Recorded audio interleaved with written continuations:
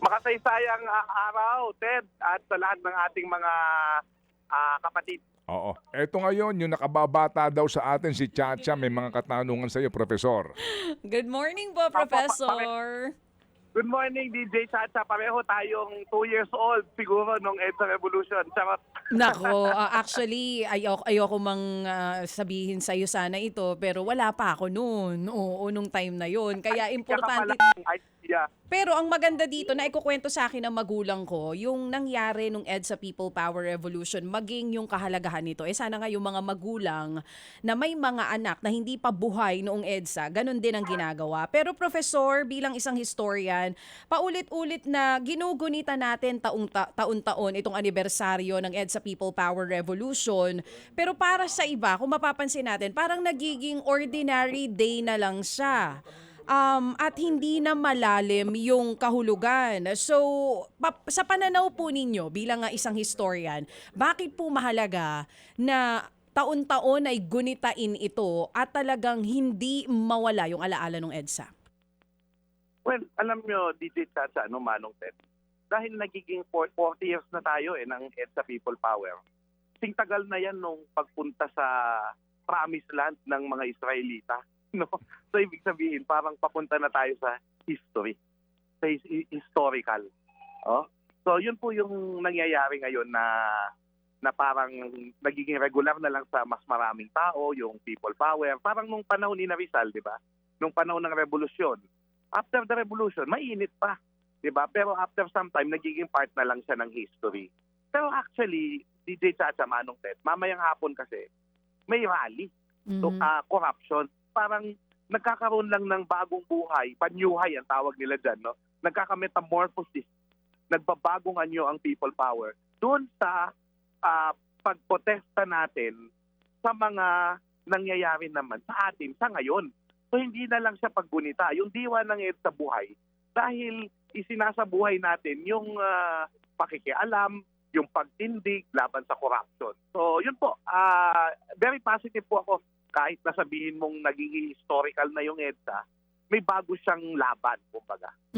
Pero Professor, ano bang danger kung sakaling parang nagiging ritual na lang every year yung nagiging pag-alala natin sa EDSA at hindi talaga yung malaliman na paggunita sa tunay na diwa ng kahulugan ng people power? Dangerous yung hindi na natin palalalimin. Kasi pag naging trivial na lang yung EDSA People Power Revolution, yung lessons ng kasaysayan, yung kapag ka ikaw ay nangurakot, kapag ka ikaw ay lumabag sa karapatang pantao, kapag ikaw ay umabuso sa kapangyarihan, na ikaw ay pagbabayari ng taong bayan, no? Ay mawawala sa atin yun.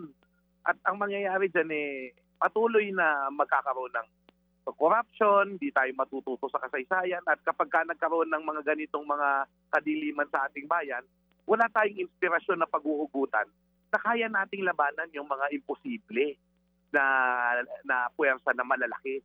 So, napakaganda na gunitain pa rin yung EDSA at yung palalimin in the sense, alam mo, ang magpapalalim lang naman ito yung sense of history. Yung mga media na katulad ninyo na nagpapakita na nagkukwento ng kasaysayan, pinapakwento sa mga historiador, naggumagawa ng mga dokumentaryo.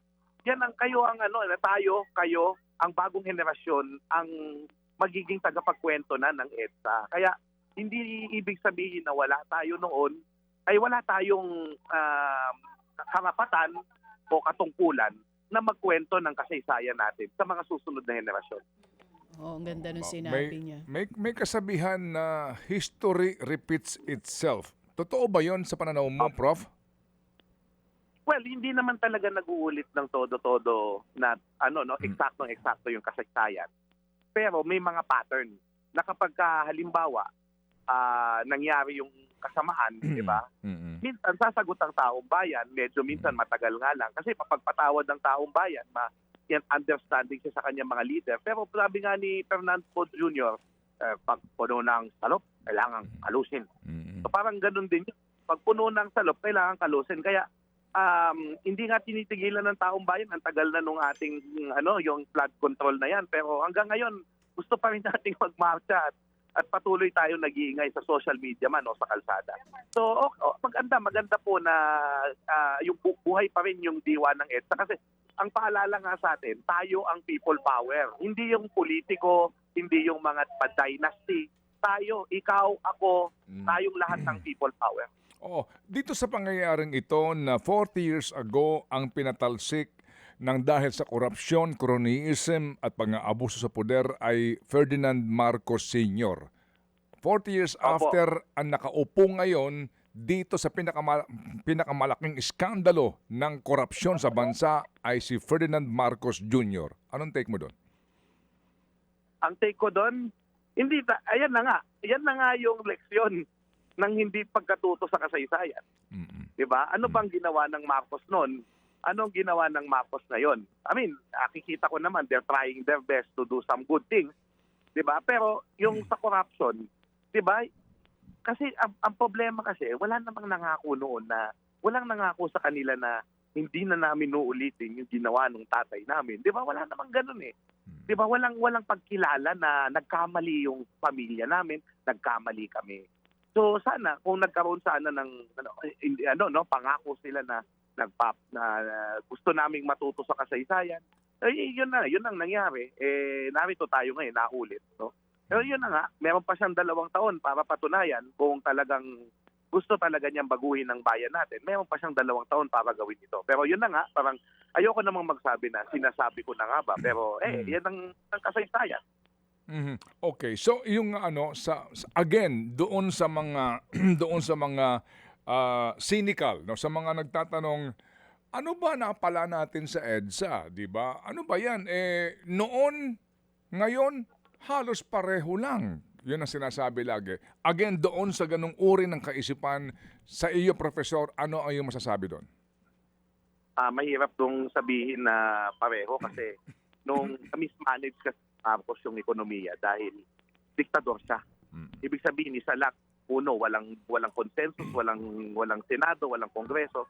So, yung pagpapatakbo niya ng pamahalaan na kahit may sakit na siya, build, kahit puro utang, tapos ninanakaw niya at saka nung mga cronies niya, tumama yung ekonomiya natin. Pinakamababang klase ng ekonomiya. Sa Negros, ang daming malnourished na bata, no, na hindi natin nakikita ngayon kahit mahirap ang panahon.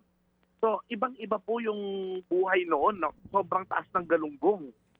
Ngayon, nagtataas ulit yung bilihin. Kaya kailangan talagang umaksyon dapat ang Pangulo. Dahil kung hindi, kasi sa totoo lang, ang magpapakilos talaga sa tao pag gutom na sila, pagka mataas ng bili, pag umaaray na at hindi na maginhawa ang buhay.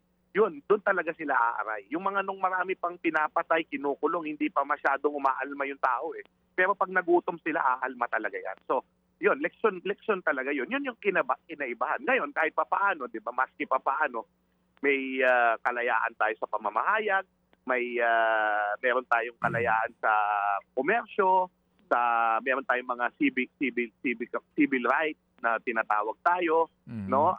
Mayroong volunteerism, pero marami pa rin tayong kakulangan, di ba? Yung martial law hindi na pwedeng ipatupad ng walang kongreso. Kaya meron tayong mga safety nets dahil sa konstitusyon natin. Pero yun na nga, yung political dynasty pa rin, yung pangako ng 1987 Constitution na dapat mawala yung political dynasty, hindi pa rin natutupad. So, yan yung mga marami pa tayong sana sa EDSA.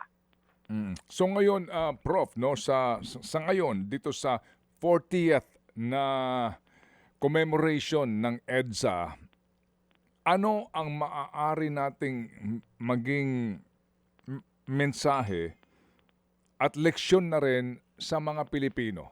Kasi hindi lang, sa totoo lang, di ba? Kumbaga, the people you elect is the people you deserve, di ba? So, ito ngayon ang ating sitwasyon. Sabi ko nga, reflection time ito, hindi ba? Kaya tayo nasadlak ngayon dito dahil din sa ating lahat. So, again, para ho sa isang historian, ang kanyang mensahe po sa ating lahat, sa kabuluhan, kahulugan, at reflection about EDSA. Go, Professor. Okay, tandaan natin na ang 1987 Constitution, ang pinakabunga ng People Power Revolution. 87% of the people gave us approved the 1987 Constitution. So binigyan tayo ng maraming kapangyarihan ng 1987 Constitution, maraming kalayaan, lalo na ang kalayaan nating bumoto. So, sa totoo lang, maraming forma ng people power. Umaalma tayo ngayon sa corruption, magprotesta tayo. Pero ang pinakasagrado na forma ng people power ay yung pagpunta sa balota at yung pag-iisip ng sino ang taong ilalagay natin sa pwesto bilang mamamayan na talagang nagmamalasakit sa tao. So yun talaga yung kailangan natin makita. Pag-aralan natin ang record ng mga leader natin, huwag na tayong maglagay ng maraming political dynasties, no? Tayo, magsisimula lahat yan sa ating lahat, sa kagustuhan nating makipagkapwa-tao, sa kagustuhan nating maging mabuti, at sa kagustuhan nating magkaroon ng magandang iiwanan sa susunod na henerasyon. Yun naman yung iniisip ng mga taong pumunta dito sa kung nasaan ako ngayon sa EDSA Road, no? So sana po gamitin natin yung kapangyarihan ng sambayanan. Tayo ang people power. Huwag nating iisipin wala tayong kayang gawin. At laging dapat magkaroon tayo ng pag-asa tulad ng mga pumunta dito noong 1986. Mabuhay ka, Professor. Salamat sa inyong panahon at makabuluhang mensahe para sa ating lahat. Salamat, Prof. Kakang Ted, namimiss ko na kayo, DJ Chacha. Salamat at nakausap kitang muli. Mabuhay ang people power, tayo ang people power. Salamat po. Thank you. Mga kapatid, brothers and sisters, saan ka pa? Dito na tayo sa totoo. Dito na tayo sa True FM. Mga kapatid, mag-subscribe and follow po kayo sa social media accounts ng True Network PH. Yan po kami. Hanapin nyo lang True Network PH, Facebook, Instagram, YouTube, TikTok, and podcast.